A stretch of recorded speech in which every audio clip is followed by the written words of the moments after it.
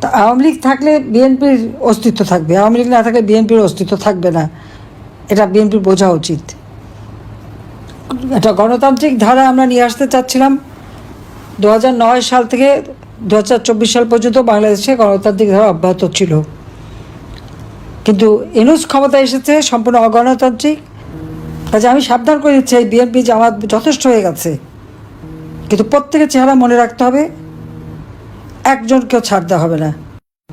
Doctor Mohammad Yunus ক্ষমতায় আসছে আরও টাকা বানাবে, কিন্তু এত মানুষের জীবন নেবে কেন? এভাবে মানুষের উপর হামলা করবে কেন?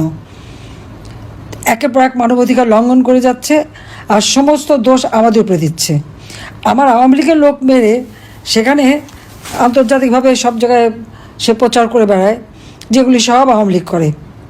তার তো টাকা আছে, সে বাংলাদেশের টাকা চুরি করছে, লক্ষ লক্ষ কোটি কোটি টাকা সে বানিয়েছে, এবং সেই টাকা খরচ করে বিভিন্ন আন্তর্জাতিক মিডিয়া থেকে শুরু করে সব জায়গায়, তারপর আবার সিনেমা তৈরি করে সেই শহীদুল্লাহ সে আবার শর্ট ফিল্ম করে ইউনিভার্সিটিতে দেখায়, সমস্ত মিথ্যা বয়ান দিয়ে দিয়ে দেখাচ্ছে। অথচ সেই আবু সাইদ থেকে শুরু করে মুগ্ধ থেকে শুরু করে যতগুলি হত্যাকাণ্ড, সেই হত্যাকাণ্ডগুলি এটা আমরা করি নাই, এসব ইউনূসের সেই নিজের করার, এটা তার পরিকল্পিত, এবং কিন্তু দোষগুলি সব আমাদের। আর যারা এই ধরনের ঘটনাগুলি ঘটাচ্ছে তাদেরকে দিয়েছে দায় মুক্তি, অর্থাৎ এদের বিরুদ্ধে কোনো বিচার নাই, কোনো নালিশ নেই, কেউ কিছু করতে পারবে না। এটাই হচ্ছে তার নিয়ম। বাংলাদেশটা এখন এমন একটা অবস্থায় গেছে যে এটা একটা মানে জল্লাদখানা হয়ে গেছে। যখনই যেখানে সব, এমন কোনো পরিবার নাই যে যাদের উপর হামলা, লুটপাট আর নির্যাতন না হচ্ছে। দেশে বিদেশে অগাধ সম্পদের মালিক বানিয়ে বসে আছে, আর একের পর এক আওয়ামী লীগকে শেষ করে দেবে। বিএনপি কী ভেবেছে সেটা আমি জানি না, তারা মনে হয় সাপের 5 পা দেখে ফেলেছে নাকি। ওরা যে লাফাচ্ছে আর এরকম একটার পর একটা ঘটনা ঘটাচ্ছে, সাথে জামাত তো আছেই, তাদের তো খুন খারাপই। তো এরপরে তাদের ভবিষ্যৎ কী, সেটাই আমার প্রশ্ন। আওয়ামী লীগ নিষিদ্ধ, আওয়ামী লীগের কাজ করতে দেবে না, ছাত্রলীগ নিষিদ্ধ। অপরাধটা কি? আমাদের দেশ স্বাধীন করেছি, দেশের উন্নয়ন করে দিয়েছি, বাংলাদেশকে উন্নয়নশীল দেশের মর্যাদা করেছি, দারিদ্রের হার কমিয়েছি, এটাই কি অপরাধ হয়ে গেল? দারিদ্রের হার কমিয়ে ফেলা থেকে ইউনূসের ক্ষুদ্র ঋণের ব্যবসা সীমিত হয়ে যাবে? সেই জন্য আবার দারিদ্রের হার বাড়ালো, মানুষের মাথাপিছু আয় কমে যাচ্ছে, সমস্ত জিনিসপত্রের দাম বেড়ে গেছে, চাল ডাল তেল লবণ তরি তরকারি মাছ মাংস সব কিছুর দাম বেড়েছে, আর দাম কমে গেছে শুধু সাধারণ মানুষের। লাশ ফেলবে, কারণ লাশ ফেলে সরকারে আসা। 2024 সালের 15 জুলাই থেকে লাশ ফেলতে শুরু করেছে ইউনূস, তার মেটিকুলাস ডিজাইনের অংশ। এবং সত্য কথা তো বেরিয়ে যায়, তো রাখতে পারে না। ইউনূসের এক সমন্বয়ক এনসিপি পার্টির নেতা আমার বিরুদ্ধে সাক্ষী দিতে যেয়ে বলে দিয়েছে 4 আগস্টে নাকি ইউনূসকে সরকার গঠন করতে বলে দিয়েছিল।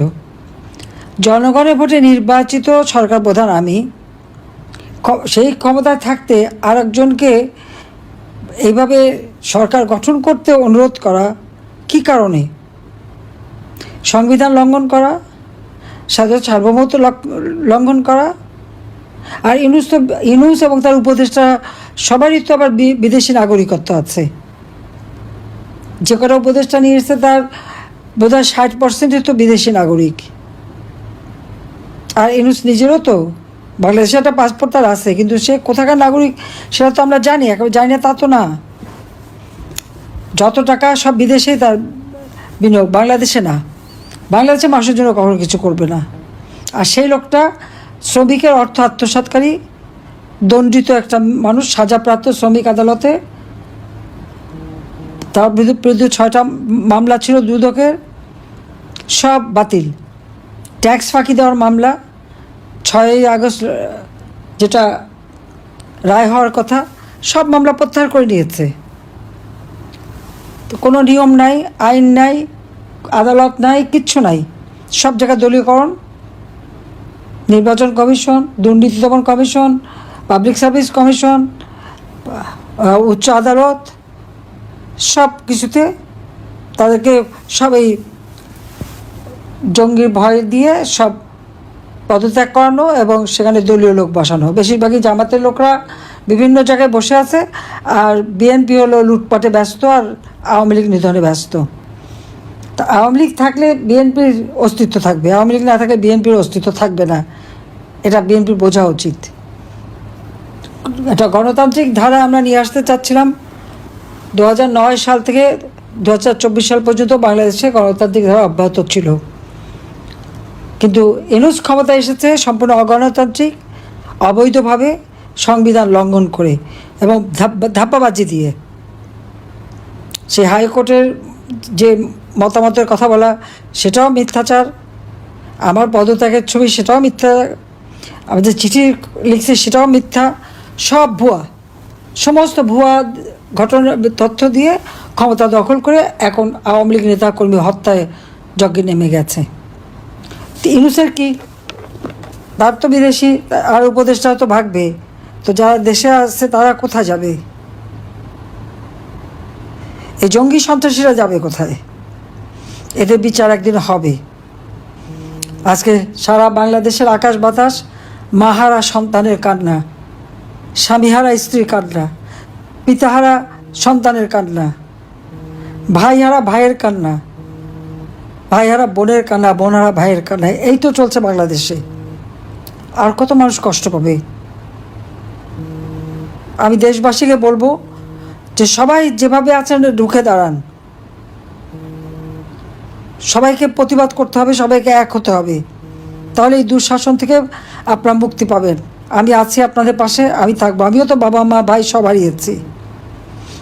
আমার একটা বোন 5 আগস্ট আমাদের 2 বোনকেও হত্যা করার চক্রান্ত করেছিল, ষড়যন্ত্র করেছিল, কিন্তু আল্লাহ বাঁচিয়ে দিয়েছে।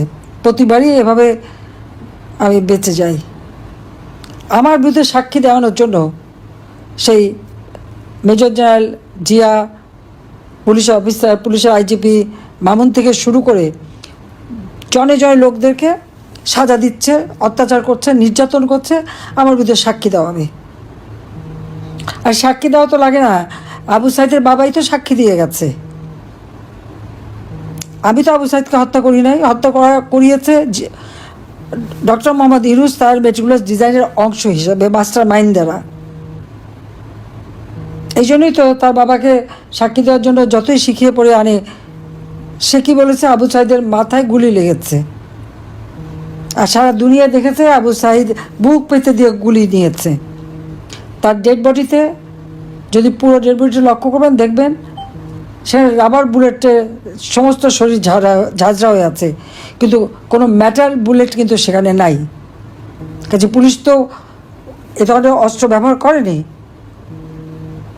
তখন পুলিশে তার ঢিল মেরেছে, সেই ঢিল মাথায় লেগে তার মাথা কেটেছে, কিন্তু তার বাবা সাক্ষী দিয়ে বলে দিয়েছে।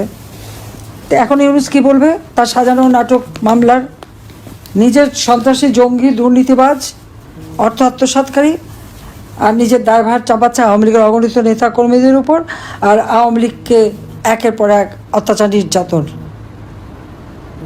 কাজে আমি সাবধান করে দিচ্ছি, এই বিএনপি জামাত যথেষ্ট হয়ে গেছে, কিন্তু প্রত্যেকের চেহারা মনে রাখতে হবে, একজনকেও ছাড় দেওয়া হবে না।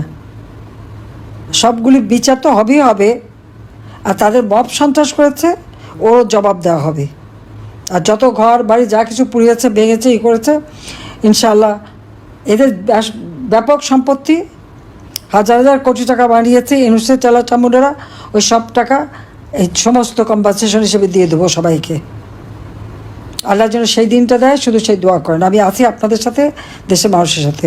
সবাইকে ধন্যবাদ। জয় বাংলা, জয় বঙ্গবন্ধু, বাংলাদেশ চিরজীবী হোক।